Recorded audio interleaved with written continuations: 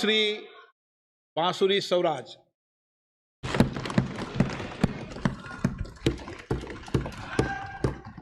आदरणीय अध्यक्ष जी, मैं माननीय अनुराग ठाकुर जी द्वारा प्रस्तुत राष्ट्रपति अभिभाषण पर धन्यवाद प्रस्ताव का समर्थन करने के लिए आपके समक्ष उपस्थित हूँ।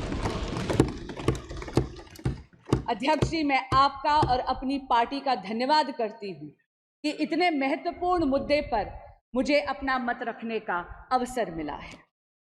अध्यक्ष जी, ये राष्ट्रपति अभिभाषण ऐतिहासिक है। इसमें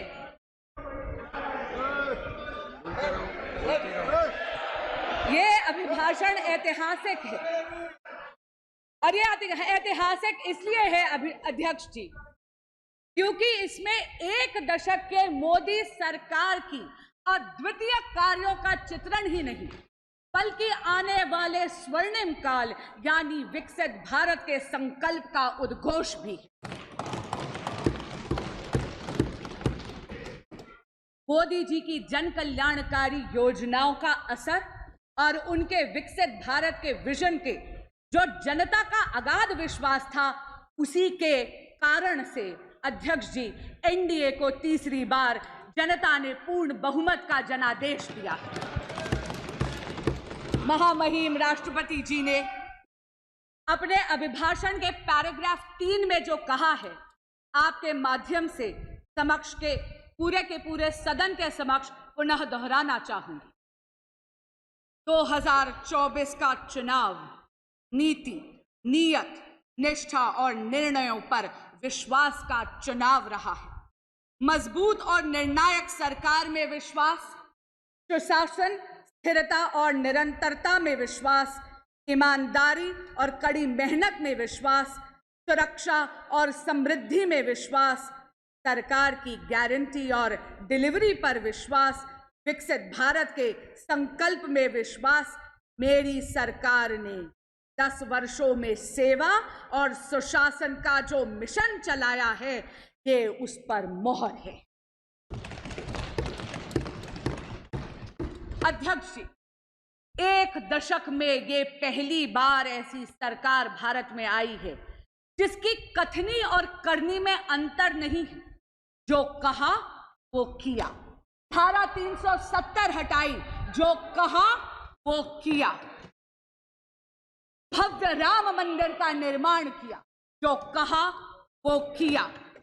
सीएए लेकर आए, जो कहा वो किया। 1 रैंक 1 पेंशन लाए, जो कहा वो किया। मेक इन इंडिया की नींव रखी, जो कहा वो किया। पिछले 10 वर्षों में मोदी सरकार ने भारत की अर्थव्यवस्था को इतना सशक्त करा है कि अध्यक्ष जी, हम 11वीं सबसे बड़ी अर्थव्यवस्था की जगह मात्र एक दशक में विश्व की वैश्विक पटल पर 5वीं सबसे बड़ी अर्थव्यवस्था बने। और अध्यक्ष जी, ये असाधारण परिस्थितियों में हुआ है। पूरा का पूरा विश्व कोविड-19 की महामारी से जूझ कर निकला है। अभी भी विश्व के कई देश हैं जो युद्ध की अग्नि में झुलस रहे हैं, लेकिन भारत मोदी जी के नेतृत्व में वैश्विक पटल पर तीसरी सबसे बड़ी अर्थव्यवस्था बनने के पथ पर अग्रसर है।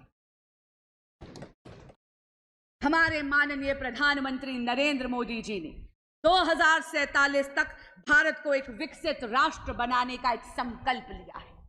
इस संकल्प के 4 मुख्य स्तंभ हैं। पहला स्तंभ युवा शक्ति, दूसरा नारी शक्ति, तीसरा किसान कल्याण और चौथा गरीब कल्याण।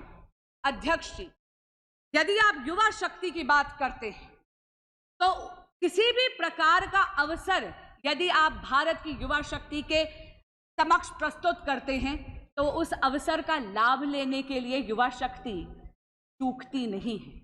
शिक्षा के पर्याप्त अवसर हुए, इसके लिए मोदी सरकार ने एक दशक में 7 नए IITs, 16 नए ट्रिपल IITs, 7 नए IIMs, 15 AIIMS hospitals, 315 medical colleges और 390 नए विश्वविद्यालय स्थापित करे हैं।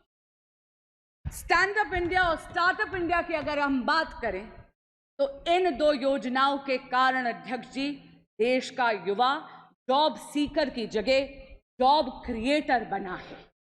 इस जॉब क्रिएशन से वेल्थ क्रिएशन की तरफ वो अग्रसर है। और आप जैसे माननीय अनुराग ठाकुर जी ने भी सदन के समक्ष रखा, आज भारत स्टार्टअप इकोसिस्टम में विश्व की 3rd लार्जेस्ट इकोसिस्टम है। अध्यक्ष जी, मुद्रा योजना में स्वरोजगार के लिए आप ये देखिए 46 करोड़ युवाओं ने 26 लाख करोड़ रुपए का ऋण आसानी से लिया है।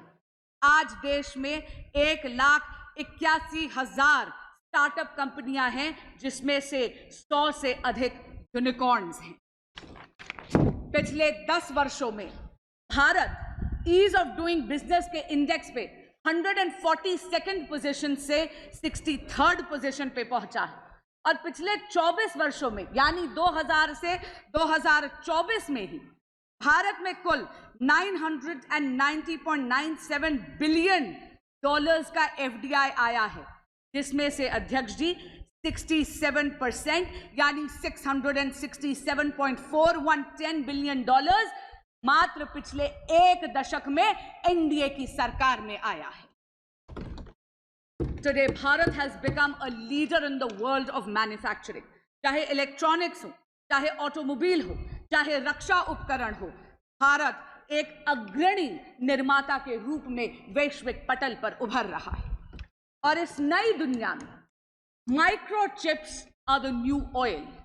सेमीकंडक्टर्स और चिप मैन्युफैक्चरिंग की दुनिया में भारत कहीं पीछे ना छूट जाए, इसके लिए मोदी सरकार 1.25 लाख करोड़ रुपए का इंफ्रास्ट्रक्चर पहले ही उद्घाटित कर चुकी है। असम में 27,000 करोड़ का सेमीकंडक्टर का प्लांट भी बन रहा है। वो दिन दूर नहीं अध्यक्ष जी, जब चिप मैन्युफैक्चरिंग और सेमीकंडक्टर्स की दुनिया में Bharat will be a global leader.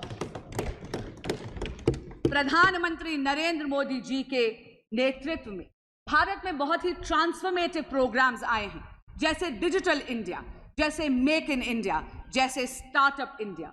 इनके कारण भारत के युवाओं की एंटरप्रेन्योरियल स्पिरिट को बहुत ज्यादा प्रोत्साहन मिला। अब हम आते हैं विकसित भारत के दूसरे स्तंभ पर, यानी नारी शक्ति।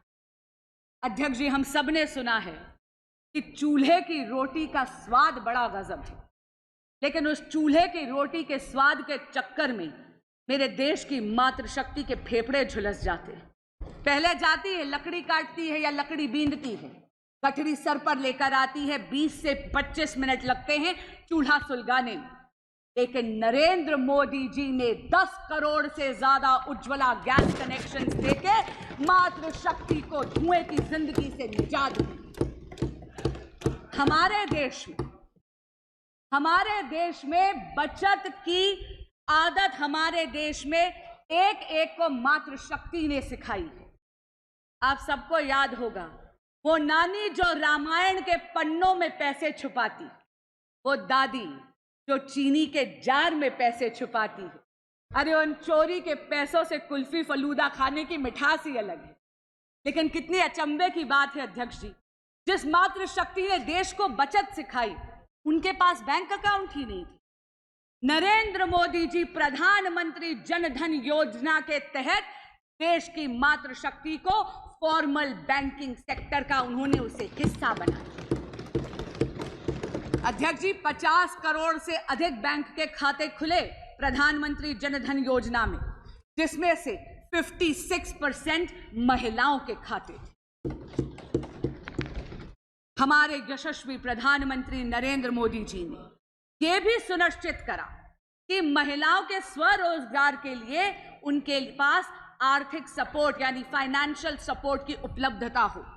प्रधानमंत्री मुद्रा योजना के तहत कुल ऋण जो सैंक्शन हुए हैं, उसमें से 69% महिलाओं के लिए सैंक्शन। इसी तरह स्टैंड अप इंडिया के तहत अध्यक्ष जी 84% ऋण महिलाओं के लिए सैंक्शन हुए।